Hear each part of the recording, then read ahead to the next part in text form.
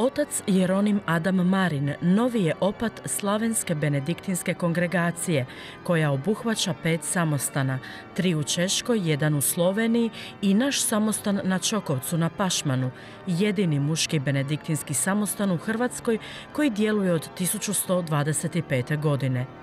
Trenutno je na Čokovcu 6 monaha, a njihov je prior već 12 godina otac Jeronim Marin. Obred blagoslova novog opata u Zadarskoj katedrali Svete Stošije predvodio je nadbiskup Želimir Puljić. Za vrijeme obreda nadbiskup je ocu Marinu uručio pravilo Svetog Benedikta, prsten, štap i mitru. U svijetu je 25 benediktinskih kongregacija i 8000 benediktinaca. Pravi istinski veleprevrat evropskih i svjetskih razmjera dogodio se upravo u njegovo vrijeme, u Benediktovo vrijeme, početkom 6. stoljeća, s pojavom tog skromnog, ali radinog i blagoslovljenog monaha Benedikta, koji je proglasio pravilnik o jednakosti braće.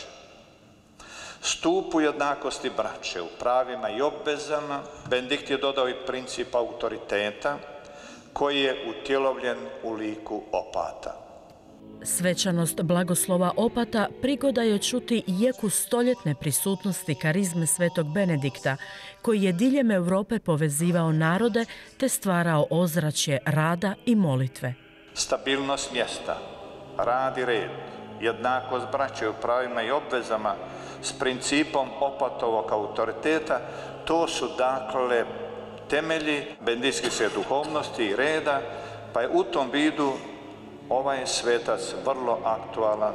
Dobar opat svoje učenike treba poučavati svemu što je dobro i sveto, više djelju nego riječju. Otac Marin o svom izboru za opata. Još i danas, evo, nakon 4 mjeseca, čudim se njihovoj hrabrosti i vjeri, što su izabrali jednog od neiskusnijeg i mlađeg da ih vodi. Nadam se da će Bog blagosloviti tu njihovu hrabrost. Vjerujem. Otac Jeronim je sa strahopoštovanjem primio službu opata. Još na dan blagoslova svoje nove službe, par sati prije dolaska u katedralu, nazvao je subrata Aleša u Češkoj. Zamolio sam ga da nazove nekoga, bilo koga, i da kaže kako ovo ipak sve nema smisla i kako bi bilo dobro ovo zaustaviti i da možda izbor nije bio valjan. Ali on je samo rekao onako tihim glasom: treba prihvatiti križ koji nam Bog daje. A glas je bio tih jer on leži u postelji. Vjerojatno umire. Ovo su njegovi posljednji dani. Veliki smo onda kada poput njega tako hrabro prihvatimo svoj križ, a mali smo kad bježimo od njega. Veliki smo kad ga prihvatimo jer nas on veže s Kristom, veže nas jedni s drugima, čini velikima u Božjim očima. Za nas je izbor oca Jeronima za opata bio izbor simpatičnosti osobe, ali i razuma. On je dragi, ponizni benediktinac i točno onaj koga sada trebamo. Također i za budućnost. Još je mlad i jako smo zahvalni da je rekao da za tu odgovornost. Crkva se pomlađuje i uvijek iznova ima dobre prinove. Opat Jeronim pripada tome. Poznajemo oca Jeronima kao jako poniznu, skromnu osobu i pomalo će rasti u toj službi.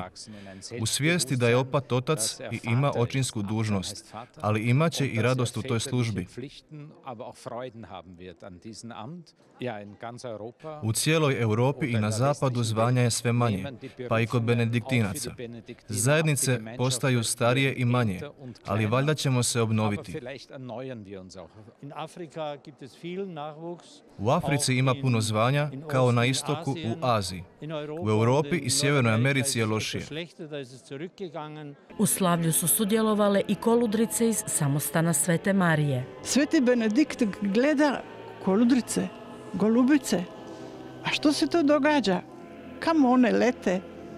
Eno, lete na forum, u katedralu, u Stošijin dom, da hvale i slave Boga svog, da mole za opata Jeronima, brata svog. Oni su potomci Svetog Benedikta, a mi potomke svetog Benedikta i svete Skolastike. To nas združuje.